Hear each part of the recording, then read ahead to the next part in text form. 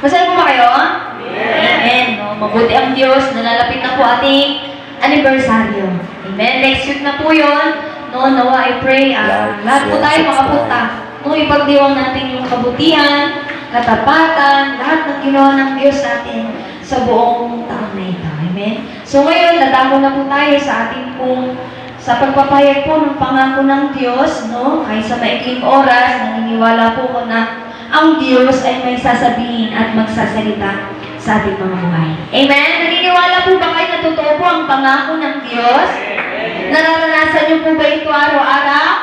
Amen. At patuloy po natin mararanasan sa pakikinig po sa kanyang salita. At makipagbukas po ko sa inyo sa aklat po ng Isaiah chapter 40 verse 27 to 29 na ang Panginoong Diyos ang nagbibigay ng kalakasan. Amen. Salamat sa Diyos no sa lakasan. Basahin po natin Israel 27. Bakit ka ba nagrereklamo? Sabi mo, lalapitin mo yung katabi mo, nagrereklamo ka ba?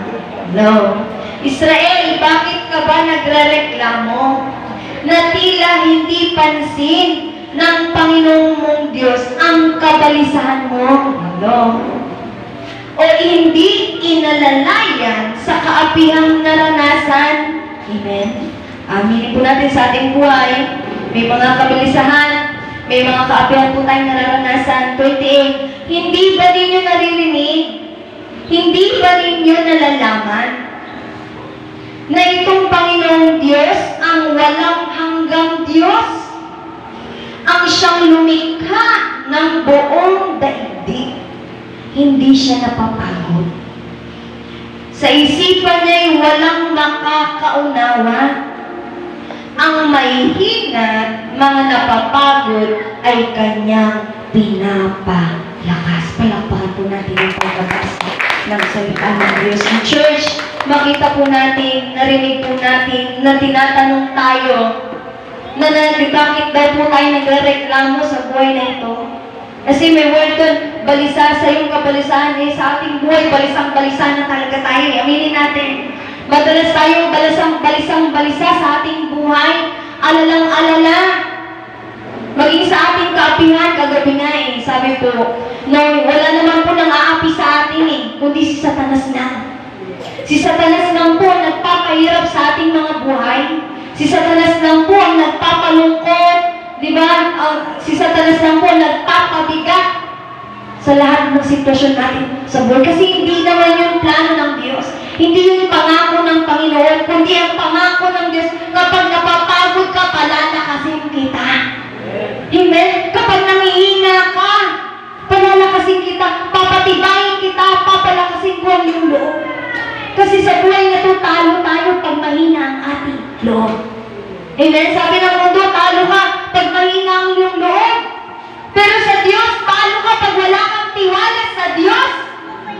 Amen? Na sa ating buhay, sa lahat ng sitwasyon ng ating buhay, dapat nating pagkatiwalaan ang Panginoon. Sa lahat ng kaapihan, sa lahat ng alalahanin, sa lahat ng kabalisahan sa buhay na ito. Kaya nga, na-realize ko sa aking pagbabasa, noon, nung mga panahon po ng Israel, punong-puno sila ng pagreklamo sa buhay. Ganon din tayo sa bahay. Wala ka pang ginampansin ninyo. Wala ka pang nagre-reklamo kagad, pero wala ka pang ginagawa, napapagod kagad. Diba? Wala ka pang ginagawa. Reklamo ka ng reklamo, kaya ka tuloy napapagod. Pero sa Diyos, pag tayo po, ay hindi agad nagre-reklamo. Pagkos nagtitiwala, amen, tutulungan po tayo ng Diyos. Palalakasin tayo ng Diyos. Sa lahat ng hamon natin sa ating buhay, sa lahat ng suliranin, sa lahat nating pinagdadaanan. Kasi kulang. Amen? Kulang tayo Pag wala tayong lakas, kulang. Kaya nga lugi po yung mga hindi po sumasamba pag linggo. Linggo lang po nagbubuhos ang Diyos ng pagpapala. Linggo lang po nagbubuhos ang Diyos ng mga pangako ng kalakasan. Hindi nila nasalog. Bakit? Wala kasi si Tay. Sayang, pero mapalad ka. Sabi mo sa'yo, katabi mapalad ka. Nasalam mo lahat ng pagpapala ng Diyos. Woo! Amen? Salong-salong mo! Kasi umaga pa lang, nandito ka na. Di ba yun naman ang gusto natin? Nasabi natin lahat ng pangako ng Diyos, lahat ng ng kanyang mga inilaan. No, lahat ng rewards, lahat ng gantimpala, yan naman talaga ang gusto natin sa ating buhay. Amen. Amen? Kaya nga, church, mensahe ng Panginoon, huwag kami nang magreklamo. Sabi niya, hindi mo ba nalalaman? Hindi mo ba alam? Hindi mo ba nakikita na may ginagawa ang Diyos sa sitwasyon mo ngayon? Sa pinagdadaanan mo ngayon, sa trabaho, sa negosyo, sa pag-aaral, sa pamilya mo, hindi mo ba alam? Tayo pagod na ako, yoko na mag-church. Tuloy, pinapagod tayo lalo ni Satanas para hindi na tayo makapag-church. Kaya kawawa Kawawa, Pinoy mga kapatid ko. Amen? Wala na sila sa gawain ng Panginoon dahil sa kakatinda. Amen? Tapos magreklamo pag-uwi, pagod na ako. Bakit di ka mapapagod? Hindi ka sumasamba pag linggo. Hindi ka nakakakuha ng lakas sa Diyos. Diba? Nakakalungkot. Kaya nga sabi ko, parang nagkamali pa ako, nag-pray na magbukas kami ng isa pang tindahan. Anyway, patuloy tayo. Hindi ako mapapagod. Ako naman po tinuturuan ng Diyos. Huwag ako mapagod na ipanalangin sila na sumamba. Amen. Bumalik sa Panginoon. Yun. Amen? Pag nakikita mong wala sila, parang nangihina ka. Ano ba yan? Yung ating pamilya walang support, nakakapanghina. Pero ang Diyos, hindi tayo pinapatingin dyan, kundi pinapalakas tayo ng Diyos sa kanyang mga pangako na may ginagawa siya at may gagawin siya sa pamilya natin, sa panalangin at sa lahat ng nais at ibig natin sa ating buhay. Amen? Kaya church, isa lang po ang nais at ibig ng Lord. Huwag ka nang magreklamo. Kasi sa tuwing nagre-reklamo ka, minamaliit mo ang Diyos.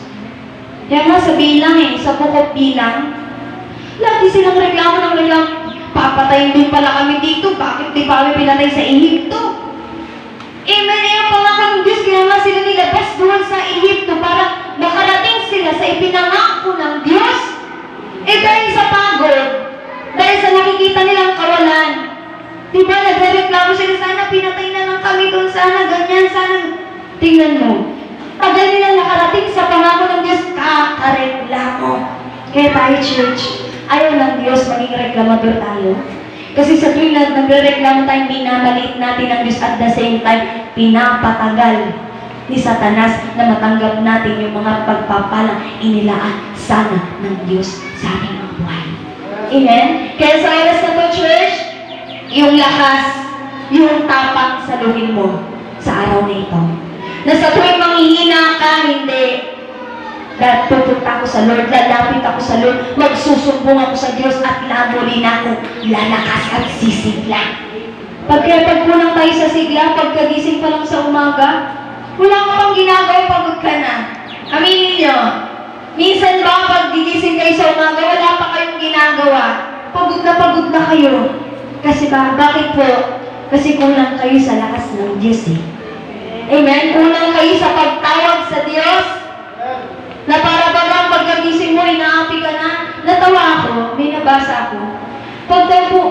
Sabi daw po, nabasa ko, ang tao parang inaapi pag walang pera. Nararanasan niyo po ba yun? Parang kayong api pag wala kayong hawak na pera. Amen? Parang pag wala kayong panggastos. May nabasa ko, sabi ko, hindi ba ninyo alam? Sabi ng salita ng Diyos, hindi ba kayo inaalalayan sa kaapihang nararanasan?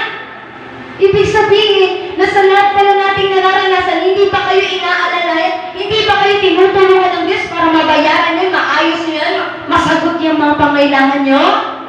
Hindi ba? Kaya nagrereklamo agad hindi. Kasi nakalimutan natin mga pangako ng Diyos Alam niyo, masarap pong basahin ng Book of Isaiah. Kasi punong-puno to ng pangako. Tutulungan kita, iingatan kita, ililigtas kita, pagpapalain kita, pagagalingin kita. Sa Isaiah, pag magbabasa kayo lahat ng pangako ng Diyos, masasalo nyo. Kaya nga magbasa lang tayo ng Biblia, lahat ng pangako ng Diyos maranasan natin. Kung hindi natin ito nabasa, ang Diyos pa lang nagbibigay ng lakas, paano na? Hinang-hina ka na. Sa sobrang hinang-hina mo, ayaw mo na mag-church. Kaya pagtanong mo iba ano mag-church ka ba? Hindi, pagod ako lalo ka mapapagod pag hindi ka sasamba sa Diyos. Amen? So yun lamang po, maikli po na pangako ng Panginoon Church, sa Diyos po tayo humugot ng lakas Para sa tuwing nangihina tayo, para sa tuwing mapapagod tayo, muli tayong palalakasin, pasisiglayin, at patatagin ng Diyos sa buhay. At ulit po, ang susunod na tayo sa buhay po ni Mama Dul. Palakpakan natin